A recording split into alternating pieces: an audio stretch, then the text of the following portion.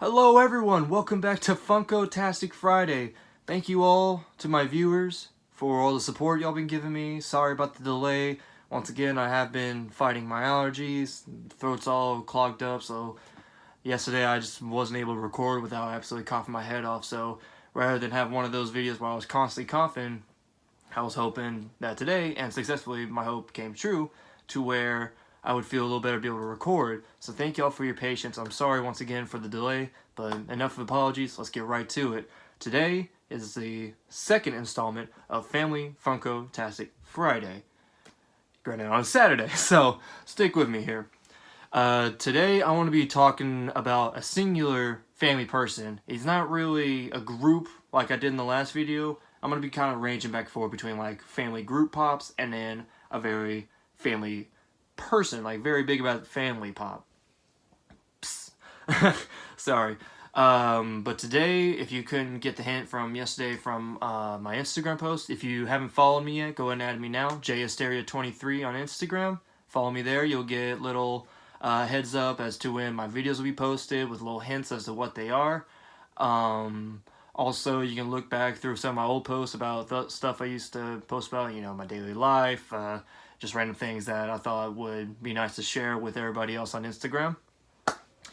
But yeah, today we're going to go ahead and talk about a very strong family character. If you can tell by my name tag here, let me get a little closer there so you can read it. Yeah. And my post on Instagram from yesterday and today, we are going to be talking about the Spaniard himself, the wonderful, the glorious Inigo Montoya. Very, very handsome devil.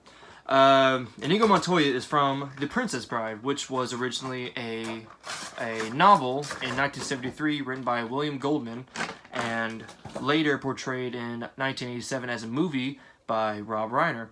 And Inigo Montoya, the character himself, was portrayed by none other than Mandy Patinkin. And what's funny is I got to thinking about Mandy Patinkin when I was thinking about his character, and I remember he was in a Sesame Street movie. It was actually Elmo Goes to Grouchland. Now bear with me, I know, grown adult watching Sesame Street movie, but can you blame me? The music is great. Watching him as a supervillain in the movie, spoiler alert.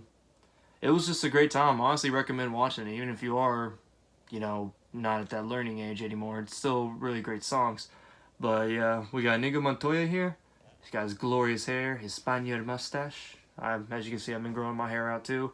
It's not going to stay long, I promise y'all that. He's got a really glorious sword there. Well, you know, he's a Spaniard, and he's actually a fencer and also a pirate. We'll talk about his story, and then, as you can see on his face there, he's got two little scars. And those scars are also going to be part of the story. See, isn't that shot enough? He's a little schmo. Hang on a second, a little bit of a technical difficulty. There he is. Alright, Inigo Montoya. He, let's see, when he was a young boy, his father, Domingo Montoya, was the greatest swordsmith in all the land. And one day, a man named Count Rugen, who's also known as a six-fingered man, he has 6 fingers on his right hand, came to the swordmaster to ask him to create a sword for his special grip. And so he promised him a very hefty price, and of course Domingo agreed to creating it, because while he doesn't really like all the high level people, he just finds it despising because they're constantly like turning on each other. He still needs the money for his family, of course. So he started working on it, and when he finished, the Count came back, but when he came to claim the sword, he refused to pay the original price.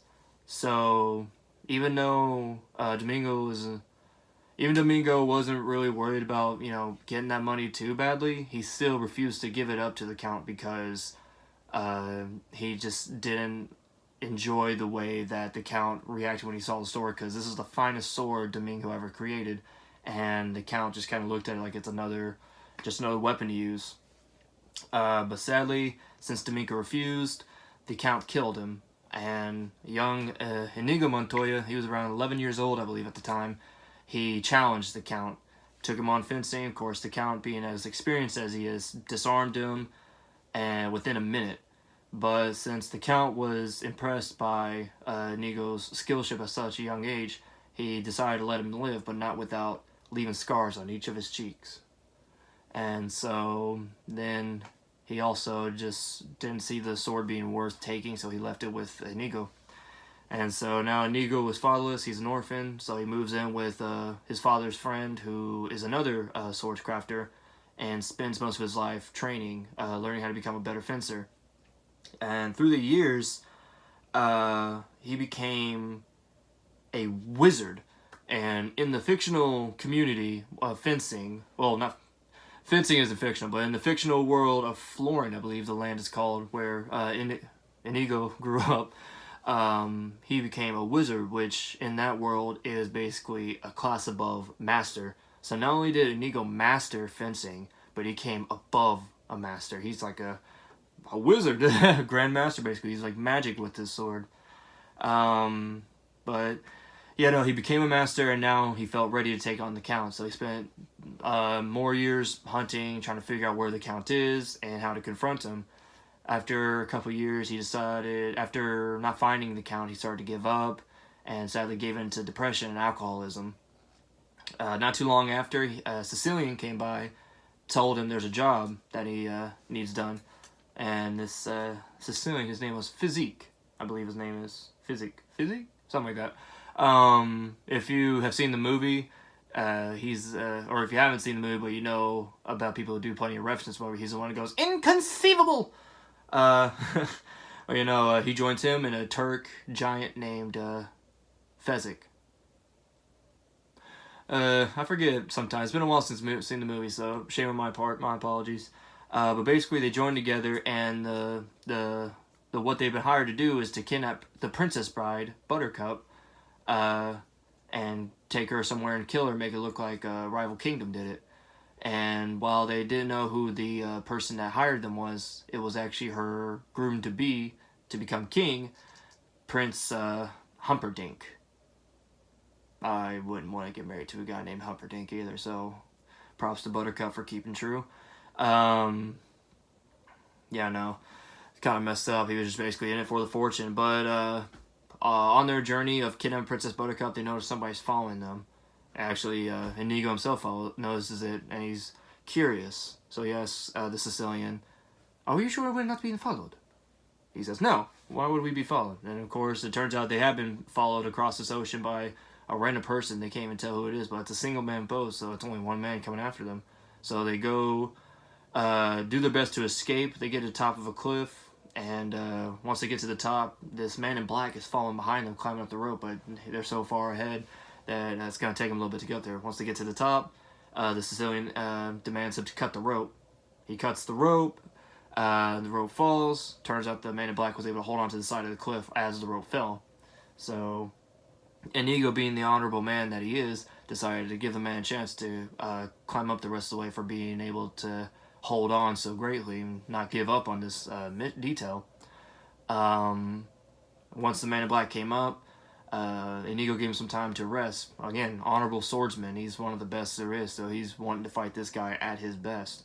Once he's allowing the man in black to rest, he's basically telling him his life story, why he's doing this, where he hails from, and all this jazz. And then once he's done resting, they get right to the fight. And it's a glorious fight. They both start off just going at each other. They seem like they're on equal ground. And then halfway through the fight, Inigo goes, "I know something you don't know." And the man in black says, "Well, what is that exactly?" "I am not left-handed." He throws the sword from his left hand into his dominant hand, which is his right hand, and he starts going right back at it.